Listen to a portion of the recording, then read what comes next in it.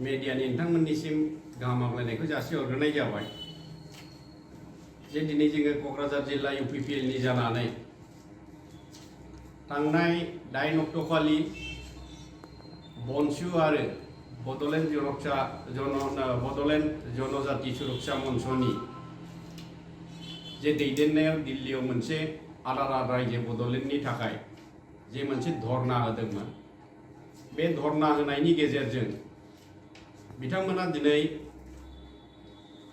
जोंनि UPPL निनो सासे केबिनेट मन्त्रि उरखावगोरा ब्रह्म सारनि सायाव जे बाथ्राफोरखौ बांसावदों दा बिनि सायाव जोङो फंनैसो जोंनि क'क्राझार जिल्ला UPPL निफ्राय जोङो क्लियारिफिकेसन होनो होननानै ओंखारदों मानोना बिथांमोना बुंदों जे बै समाव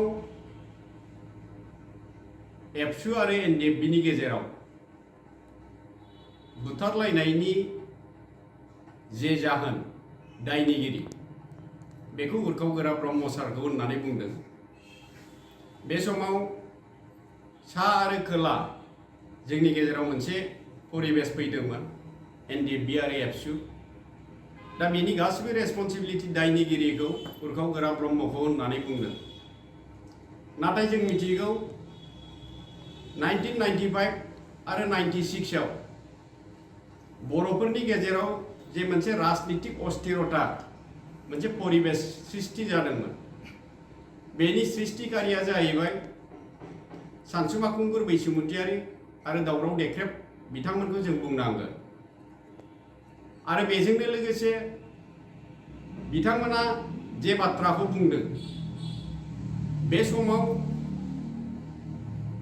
UG ब्रह्म सारखौ दाय जे होदों बियो जाहैबाय बेसलेस बियो कुनु ओंथि गैया मानो होनोबा एबसु आरो NDFB नि गेजेराव जे मोनसे दाङाबाजि जादों बियो सानसुमा खुंगुर बैसोमुतियारिमोननि जे दैदेननाय बे समनिफ्रायनो बेनि परिबेस बारहावाया सोमजिबोदोंमोन दा बे हिसाबै मोनसे समाव एबसुखौ गाज्रि रोखोमै फारफ्रोमबो बिथिंनिफ्राय जे बड'फा उपेन्द्रनाथ ब्रह्म आरो सोमला बसुमतारी बिथांमोननि उनाव एबसुआव मोनसे गाज्रि अबस्था परिबेस फैदोंमोन जे एबसु संगठनखौ फोथांनानै लाखिनांगौआ गोब्राब अबस्था फैदोंमोन बे समाव एबसुखौ नारा नाथा नाजाबोनायनि गेजेरजों बर' हारिखौ राइट वेजों दैदेनबोनाया जाहैबाय उरखावगोरा ब्रह्म सार आरो बे सारनि दैदेनबोनायनि थाखायनो दिनैसिम जों जे बर' हारि हिसाबै मोनफुंफैनो हादों BTC आरो BTR बेवहाय गोबां उरखावगोरा ब्रह्म सारनि अबदान दङ दिनै सानसुमा खुंगुर आरो दावराव देख्रेबखौ जुदि जों बुंनांगौब्ला बिथांमोनहा आन्दलनखौ आलादा रायजो बड'लेण्डनि आन्दलनखौ नागारनानै खारनाया जाहैबाय खेबनै जाहैबाय BLT नि जे सोमावसारनाय बे समावबो सानसुमा खुंगुर आरो दावराव देख्रेब नार्जारी बिथांमोननि जेबो अबदान गैया BLT नि जे सुक्ति बे सुक्तिखौ सानसुमा खुंगुर बैसोमुतियारिया सापर्ट खालायाखैमोन आरो बियो आल'सनायाव थायालासिनो खारनानै थादोंमोन दिनै फैयै फैबाय जयेन्ट मुभमेन्ट NDFB आरो एबसुनि गेजेराव जाफैबाय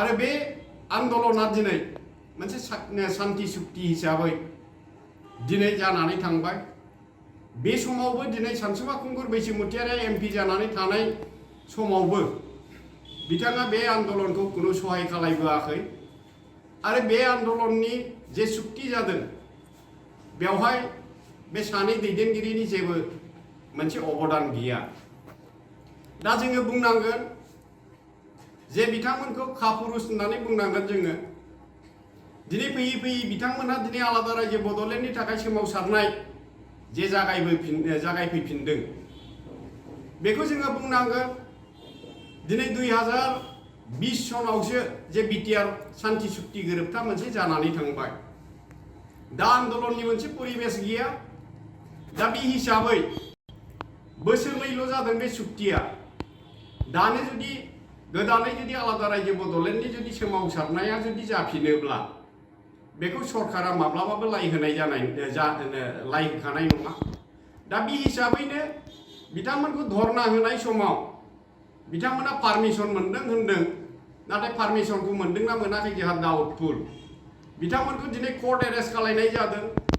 बेखौ लानानै बिथांमोनहा दिनै जोंनि प्रमद बर' सारखौ दाय होदों, आसाम गभर्नमेन्टखौ दाय होदों, जोंनि एबसुनि आफादगिरि दिपेन बर'खौ दाय होदों। बे बाथ्राफोरा जाहैबाय मिनिंलेस आरो बेसलेस बाथ्रा। मानो होनोबा दिनैहाय बिथांमोनहा जे आन्दलनखौ जागायदों, दिनै बर' हारिखौ मोनसे मिसलिड खालामनो नाजानायखौ जों नुनो मोनदों। आन्दलन खालामनायाव जोंहा बुंनांगौ जेबो बाथ्रा गैया, नाथाय दिनै बिथांमोनहा जे आन्दलनखौ जागायदों, बे आन्दलन जागायजेननायावनो दिनै जोंनि बर' हारिनि माखासे नेताफोरखौ जे क्रिटिसाइज खालामदों, बियो बे आन्दलना जाफुंसारहैनायनि थाखाय मोनसे मोजां लक्षण नङा। दा दिनै बे आन्दलनखौ जागायदों, बे आन्दलनखौ जागायनानै दिनै सानसुमा खुंगुर बैसोमुतियारि आरो दावराव देख्रेब बिथांमोनहा जाहैबाय राजनितिक सार्थनि थाखाय बे आन्दलनखौ जागायदों। मानसिफोरखौ मोनसे जाग्रतआव लाबोनायनि गेजेरजों राजनितिक माबा मोनसे हासिल खालामनो नागिरदों।